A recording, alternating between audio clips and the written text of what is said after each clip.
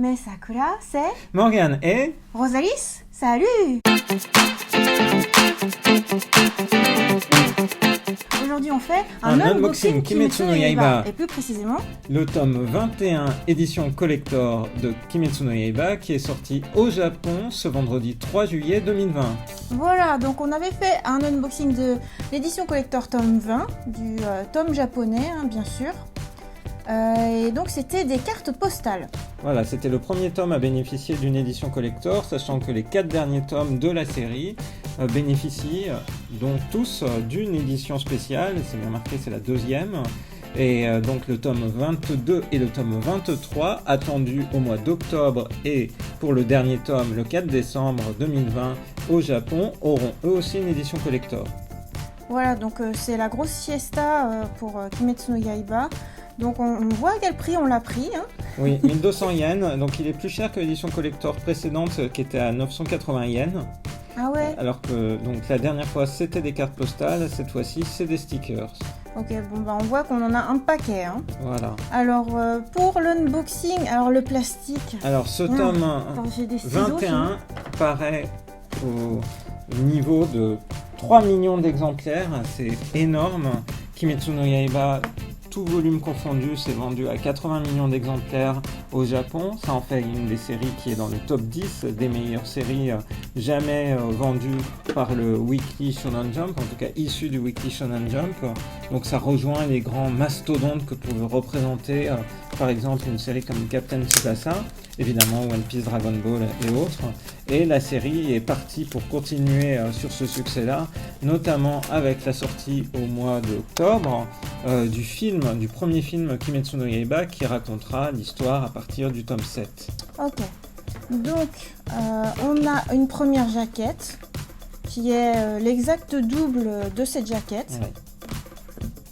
Ça fait un peu Glénat ancienne période, je trouve ça. C'est fait pour réunir que quand tu achètes, tu saches ce qu'il en est, et puis que c'est une édition collector. Voilà, après c'est le manga. C'est le vrai manga que tu peux acheter aussi en édition non collector, en librairie.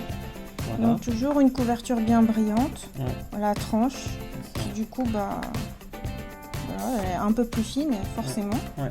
Du coup la couverture cette fois-ci c'est sur Tamayo et celui qui la suit tout le temps Yushiro.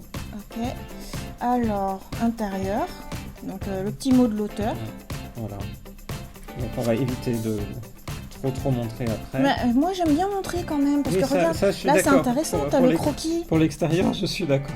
Bah oui quand même, regarde là t'as la version couleur, la version croquis. D'ailleurs il lui fait carrément une bise. Ouais. C'est sympa. Ça fait un peu l'envers du décor, tu vois, c'est plus affectueux.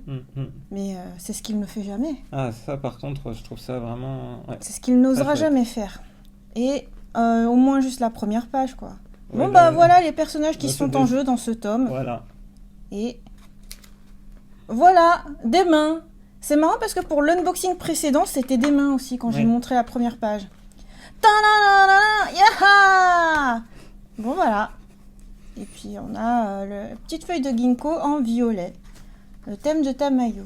Voilà pour ce qui est du manga.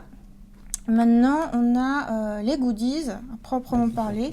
Un petit emballage qui ressemble à l'autre. Ça fait encore une petite enveloppe. Je pense que toutes les enveloppes vont être faites de la même manière. Donc, avec un seau. Voilà, sur la dernière fois, on va vérifier. Il y avait la date de parution du tome, la précédente, c'était des cartes postales, sachant que c'était pas la vraie date, vu qu'à cause de la crise du coronavirus, ça avait été reporté de 2 semaines. Ben là, il n'y a pas de date, ça évite tout problème. Voilà. Mais du coup, c'est des Karashi, donc du coup... Il y en a 32. Voilà. Karashi. Alors, comment ça se présente? Attention, il faut y aller doucement. Je sentais que tu avais une force... incroyable. Alors, un petit carton pour protéger. Oh c'est beaucoup plus gros que ce que je croyais. Ouais, du coup, ils sont... Parce que j'ai l'impression que c'était des mini stickers de rien du tout, quoi. Ouais. Bon, du coup... ça se déplie comme ça. Se déplie comme une énorme carte. Waouh! Ah, d'accord. Pour la première partie. Pour la première partie, comment ça, tu veux dire l'autre côté, il y en a encore? Non, ce que je veux dire, c'est que c'était... Ah bah d'accord. C'était la moitié. Bah c'est mieux quand on le voit comme ça, en vrai, parce que sur le truc vendeur comme ça, enfin, je sais pas, ça me paraissait minuscule. Ouais, dans le Jump, pour promouvoir ça, il te disait ça représente à peu près 8 fois le volume de ton manga, enfin la surface de ton manga. Ok, bon, je pense qu'on va présenter un peu comme ça, c'est plus sympa pour voir. Ouais. On voit plus près. Bon, bah du coup, on commence par les héros. Les héros, Tanjiro, Nezuko, Inosuke et Zenitsu. Ah, en fait, tout est écrit aussi en l'hommage. Ah oui, tiens. Juste qu'il faut un petit peu s'étirer la pupille et la rétine. Ils sont comme ça, en fait. Inosuke, c'est là. Zenitsu, c'est comme ça. Voilà. Donc après, tu as des petites bulles aussi, tu as des mini-dialogues. Des mini-dialogues forts. Moi, j'aurais pensé que ça aurait été surtout les persos, quoi, mais non, c'est vraiment pour représenter les scènes du manga. C'est joli. Mais lui, ils lui ont pas mis son masque. Ouais. Très bien. Avec thématique de couleur. Ensuite, on passe au pilier. Du coup, on passe à Giyu en premier. Voilà. Ensuite, Tengen, Kannoji. Tu l'aimes bien parce qu'elle a des gros seins. Hein. Mais c'est quoi cette... Tu me fais une réputation totalement infondée. Mais non. J'aime bien parce que le chara-design rose comme ça, rose-vert, est vraiment chouette. Et puis, elle forme un duo sympathique avec Igulo. Très bien. Qui est donc voilà. là. Ouais. Ensuite, la star du film, la star qui fait en sorte que toutes les japonaises s'émerveillent devant cette série, Kyojuro Rengoku. Oh, tu penses vraiment ?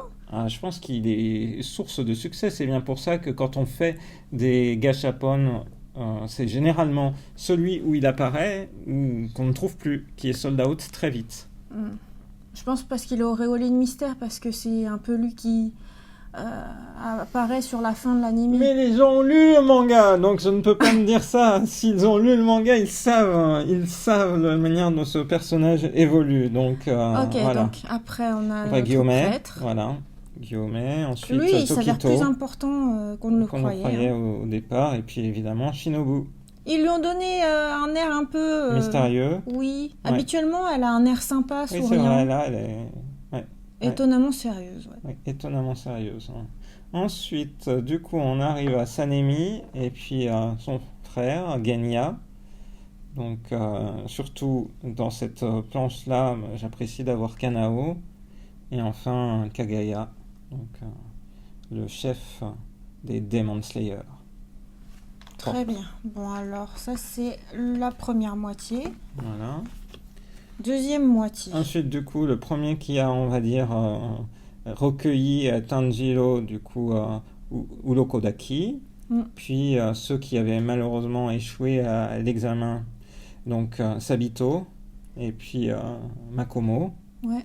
Mais ils sont populaires, eux deux. Je trouve qu'on voit souvent leurs masques en vente en goodies et tout. Oui, puis je pense que ça fait vraiment ce côté, le masque à côté...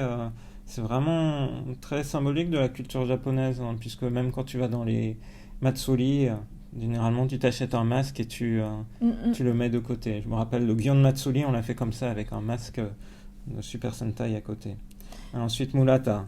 Voilà, c'est un peu étonnant qu'il l'ait mis, parce que c'est un personnage hyper secondaire. Ils ont dû chercher... Bon, il nous faut 32 personnages, vous avez une idée pour le 32e ? Mais remarque, il est quand même récurrent, on le revoit plusieurs fois. Oui, c'est vrai. C'est juste que même son cadre design est hyper plat, on l'oublie un peu. Alors, ensuite du coup, ceux qui font la couverture de ce nouveau tome, Tamayo et Yushiro. Mais là, Tamayo, elle a l'air complètement éteinte. Elle n'a pas les mêmes yeux clairs que d'habitude, tu vois. Genre, là, t'as un petit truc dans les yeux. Là, curieux. Et ensuite, on passe aux côtés de la bande à Muzan, on va l'appeler comme ça, avec Louis, et puis surtout Enmu, qui est l'antagoniste du film à venir. Donc, l'antagoniste, ah oui, d'accord, le grand méchant. Le grand ennemi, voilà. Qui était pas si terrible que ça. Ah, mais je sais pas, quand j'ai lu l'arc, je me suis dit, oh bon, c'était easy peasy. D'accord. Bon, c'est juste qu'à chaque fois, ça suscite... D'accord. Bon, tout le monde sait que tout le monde meurt, de toute façon. Tout le monde meurt dans Kimetsu no Yaiba. Les 32 personnages qu'on vous a présentés meurent tous. Non, c'est pas vrai. Alors ensuite... Ça se discute. Ensuite, Gyutaro. J'ai pas trop retenu. Gyutaro et Daki, donc frères et sœurs. Bref, voilà. Pourquoi? Ben non, mais parce qu'on le sait pas au début. Il faut rien dire, faut jamais rien dire. Ah. Donc, Gyutaro et Daki. Ensuite, on passe du coup après eux à Hantengu et puis Kaigaku. Le dernier ayant un passé commun avec un des 4 personnages principaux de la série. C'était original, ces petits tambours et tout. Ouais. Alors, ensuite... Et puis du coup, on passe entre guillemets au boss dauphin, au pluriel, avec Akaza, Doma, Kokushibo et Muzan. On va pas rentrer dans les détails, puisqu'en France, l'apparition de Demon Slayer est au tome 10, donc... Vous verrez apparaître ces personnages plus tard. Ouais, Muzan, il a toujours l'air bien gentil sur ces images. Alors que c'est le pire des démons. Mais oui. Bon, après, en fait, quand je disais que tout le monde sait que tout le monde meurt, c'est un peu parce que c'est la blague de Morgan. À chaque fois, quand il me dit « Ah ouais, attends, je te spoil, en fait, tel personnage, il meurt. » Ce qui est complètement faux, mais c'est juste son running gag. Je sais pas pourquoi il... Mais après, ça marche des fois, parce qu'il y a des fois où c'est vrai, donc tu ne sais plus. Parce qu'une fois, je crois que je t'ai spoilé un personnage qui mourrait pour de vrai dans une série, et du coup, maintenant, je te disais... Ah, et à force que tu me le dises tout le temps, comme je te crois plus... Voilà. C'est bien, ça n'a plus vraiment d'importance. Là, vous ne pouvez pas savoir. Bon, alors après, on a vu que c'était sur du papier autocollant. Cela dit, est-ce que c'est bien... Non, c'est une édition collector, c'est pas fait pour être décollé. C'est pas possible. Mais c'est au moins pour voir, c'est bien fait.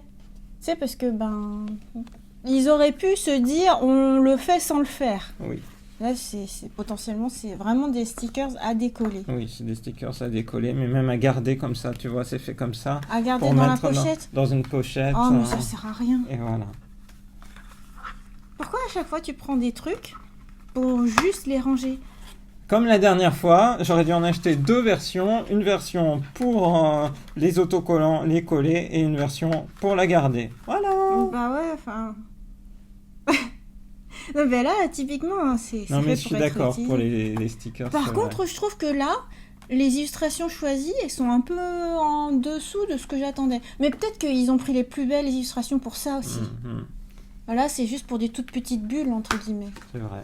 Mais c'est vrai que le rendu final... C'est vrai que moi, je suis plus fan de cartes postales, notamment parce que du coup, il n'y a pas cette question de tu vas le décoller, tu vas l'enlever du cadre. Là, les cartes postales, tu les as, tu peux t'en servir... comme fond, tu peux faire plein de choses en fait. Et en plus, elles sont plus larges. C'est un peu surprenant. Et le plus surprenant étant que ces stickers aboutissent à une édition collector qui est plus chère que celle avec les cartes postales. Ouais. Alors attends, je voulais essayer un truc. Est-ce que ça rend bien si tu l'exposes je sais pas, debout, en entier? Genre comme ça en déco? Bah non, c'est tout petit, c'est tout moche. Non, c'est vraiment fait pour être utilisé. Ouais, c'est vraiment fait...